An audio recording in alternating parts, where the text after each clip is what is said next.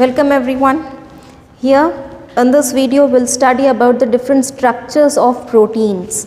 Structures of proteins. We have seen how proteins are made up of. That is, protein, the building block of proteins are amino acids. These amino acids join together and form a large polymer that is nothing but a protein. And we have also seen that how are amino acids made. Amino acids are nothing but it is a combination of a carboxylic group, that is two carbon carboxylic group, acidic amino group, a hydrogen and an R group is attached. So this is about amino acid. An amino acid consists of an acidic group, that is carboxylic group, then it consists of an amino group, then it consists of a hydrogen, then it consists of an R group. So that is one amino acid. So like this, many amino acids join together and make a large polymer or large molecule, that is macromolecule, which is called as proteins. So proteins are nothing but they are heteropolymers of, they are heteropolymers. Hetero means polymers made up of different units. Heteropolymers means that is long chain made up of different. Homo means same. Hetero means same. Hetero means different. So long chains made up of different units. Long chain made up of different unit, that is called as heteropolymer. So protein is also an example of a heteropolymer. So what happens in this? Different amino acids. Heteropolymer means different. Hetero means different. So what different here? Different amino acids combine together and make a large chain, that is called as protein. So proteins are heteropolymers. So they are strings of amino acids, large chain of amino acids. Different amino acids combine together and make a large string, that is nothing but a protein. But when we study the structure of proteins, so the structure means different in different contexts. So for a chemist he explains it in two-dimensional form, that is structure. When chemist explains something about that, so he explains it in a two-dimensional form, two-dimensional view. But when a physicist explains about something or something, so he takes three-dimensional view. He takes three-dimensional view of that is structure. Now these biologists take four-dimensional views. The biologists take four-dimensional views. When they show, it shows the four-dimensional structures. When biologists show certain things, so it will be shown in a four-dimensional structures. So these proteins, they are also present in, they can be shown in 4 dimensions. It can be shown in 4 dimensions. So here coming to this, so the structures are of different, that is we said 4 dimensions. So here we have primary structure, we have secondary structure, then we have tertiary structure, and we have this quaternary structure. So 4-dimensional structures. A protein can be found in 4-dimensional structures. It can be found in primary structure, it can be present in secondary structure, it can be present in tertiary structure, and it can be present in quaternary structure. Okay, so these proteins can be present in 4 structures. That is, we can see proteins in a 4-dimensional structure. So coming to this first one, the primary structure. The primary structure, here in this primary structure now, what is shown is positional information of proteins. So here in the primary structure, what is happening? These different amino acids are joining together and forming a large chain. So here you see this one. Serine is one. This, just for example, I have written here. The serine, it is one type of amino acid. Then cysteine, it is another type of amino acid. Tyrosine, it is another type of amino acid. glutamic acid, it is one type of amino acid. So different, so that is why heteropolymer, a chain of different amino acids, different monomer units. Okay, different monomer units. So that is why, so this is one chain of protein. That is why it is called as heteropolymer, made up of different amino acids. Serine is one amino acid, cysteine is one amino acid, it is totally different from serine. Cysteine is different from serine, triosine is different from cysteine, this glutamic acid is different. All these four are different amino acids, but these amino acids are joining together and forming a large chain. So this structure is a primary structure. So in this, what is happening is amino acid 1 is joining amino acid 2, amino acid 3, amino acid 4. So they are joining together and making a large chain,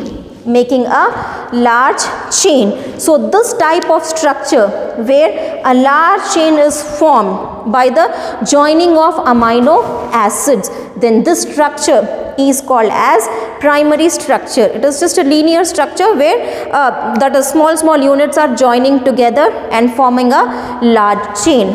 So we said that this primary structure gives positional information in protein. It gives positional that is information, because when we see the chain, we will be able to tell that first amino acid is serine, the second amino acid is cysteine, the third amino acid is triosine, the fourth amino acid is glutamic acid. So when we see the structure, if it is asked what is the position of glutamic acid, we can say, by seeing it, we can say that it is at fourth position. When it is asked what is the position of serine, so by seeing it we can say that the position of serine in the chain is at first one. It is at first position. So here the primary structure gives the positional information in proteins. It gives the positional information in proteins. So here these proteins, small units of amino acids join together and form a large chain. So I said you earlier also, in this when I explained you that is polysaccharides, when it is in the form of long chain, then we will get two ends, right end and a left end, Here also this chain is there, the primary structure is in the form of a chain, long chain, so it will have a left end and it will have a right end. Always at the left end the first amino acid will be present. Always at the first end the first amino acid will be present, and the right end will have the last amino acid. This primary structure is a chain-like structure. It has two ends, the left end and the right end. At the left end always the first amino acid. That means the structure is starting from the left. It is starting from the left and going to the right. Okay, so at the left, which amino acid? The first amino acid will be present at the left.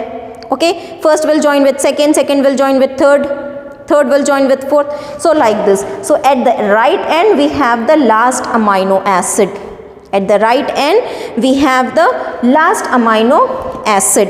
So at the first end, that is at the left end where we have this first amino acid, so that is called as N-terminal amino acid. So when we see this line now, so this is called, the left one is called as the N-terminal and the right one is called as the C-terminal. So the structure of protein, it will be from N to C. It is from N to C. N means amino, at the N what we get? So when this is the amino acid, this is the first amino acid. So if we see the structure of amino acid, so what we get? This is carbon, COOH, NH2, this is R and this is H. This is how the structure of amino acid is. So here at the end, at the starting, what is coming here? Which group is there? Amino group is there. So that is why it is called as the N-terminal. It is called as the N-terminal. So N-terminal amino acid. Now at the right side. At the right side what we get? For example, if I make a chain here, if I make a chain, this is C, NH2, H, R, CO, OH, then again plus NH2, C, COOH, then here H, R. So like this, another amino acid, NH2, C, COOH, then R, then H. So here, if this is the chain, what is at the left side? Always at the left side we get the amino group. Always at the left side we get the amino group. Okay, the first amino acid will be present at the left end, and at the amino acid, which one will be free? This N terminal you will see first. Okay, and at the right end the last amino acid, and always at the right end what is present? C. So that is why we say it as N to C terminal.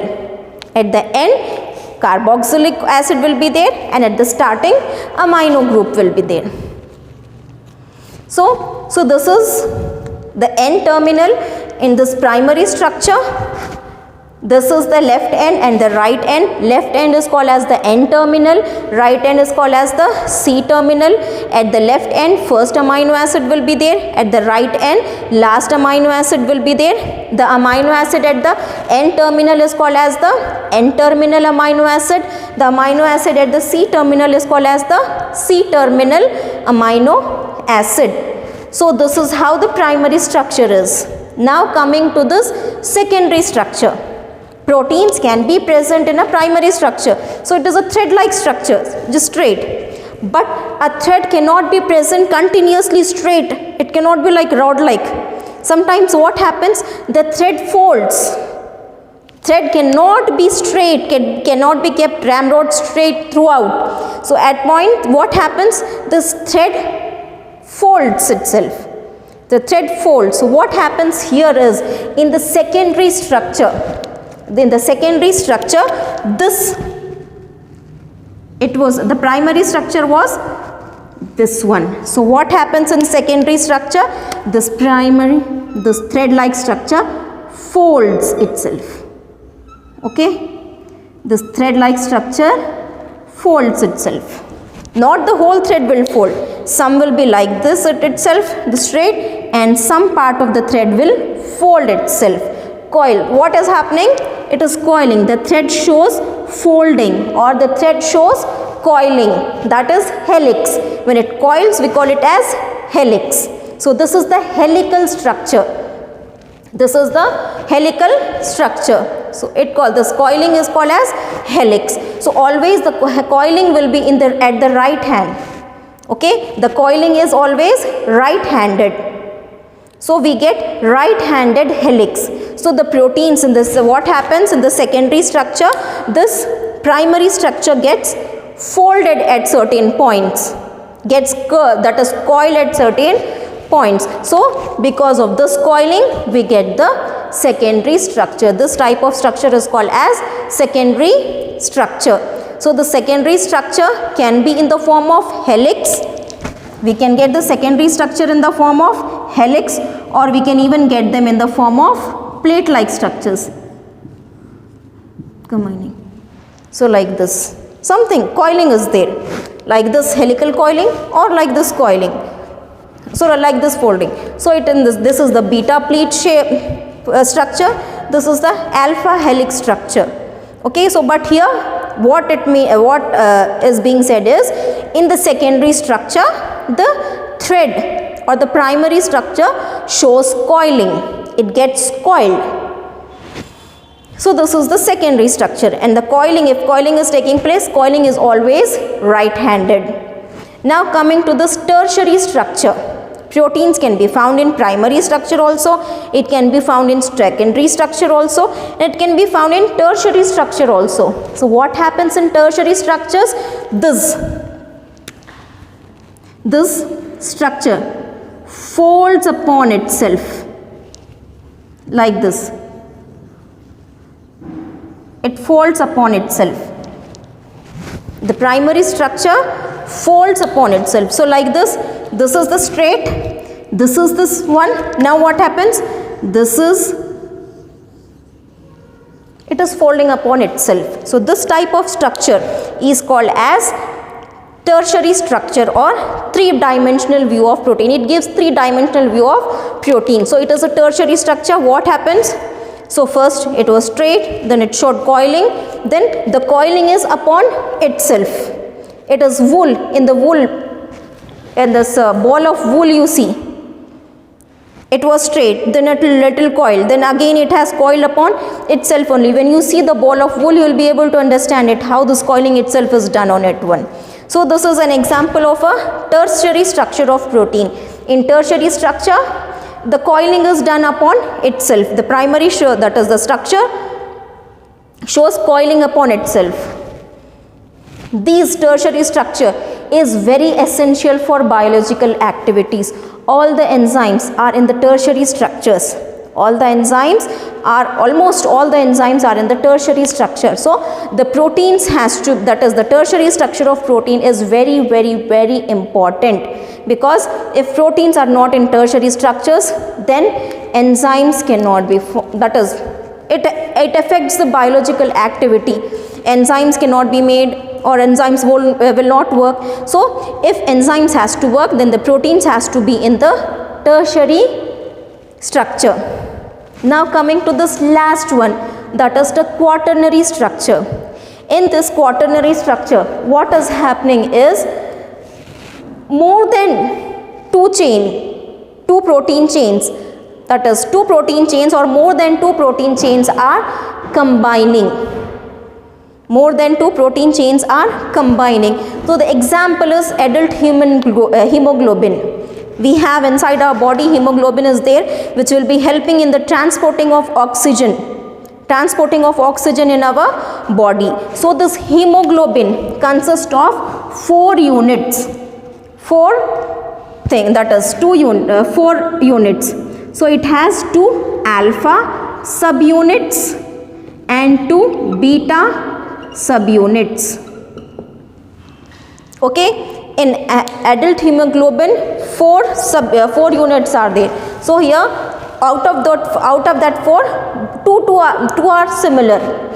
Okay, 4 units are there. Out of 4, 2 are similar. 2 are same alpha subunits and 2 are beta subunits. So here if we see this one, if this is the alpha 1, okay, and this is alpha 2, then we have this beta